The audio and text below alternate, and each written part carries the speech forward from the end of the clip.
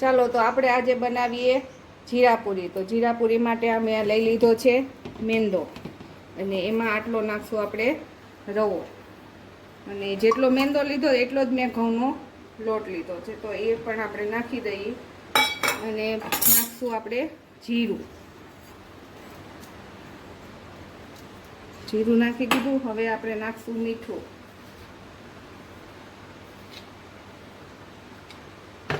અને આ છે કસ્તુરી મેથી, એટલે હું તો એમ જ કહું સુકાઈ ગયેલી મેથી એમ. આપણે એ પણ થોડીક નાખી દઈએ ફ્લેવર માટે. અને પછી નાખશું મોરણ, એટલે કે તેલનું મોણ આપશું.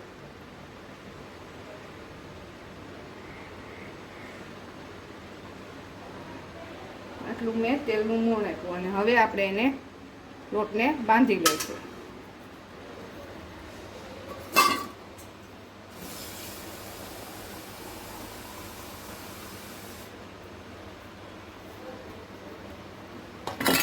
આપણે આ બધું મિક્સ કરી દઈએ, અને પછી લોટને બાંધી લઈએ.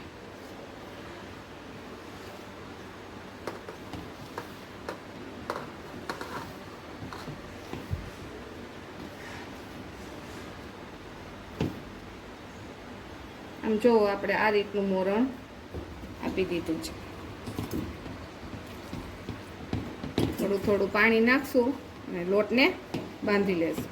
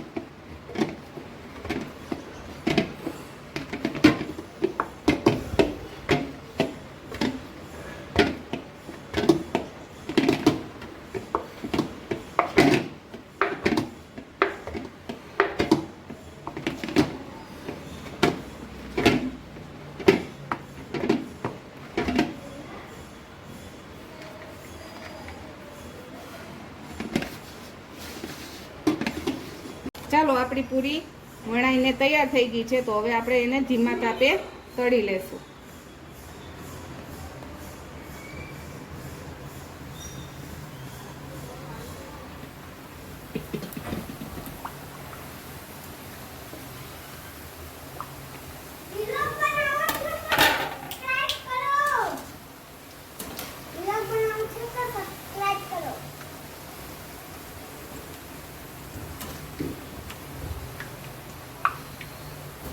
આપણે આને ધીમા તાપે તળશું તો વધારે ક્રિસ્પી અને સરસ બનશે.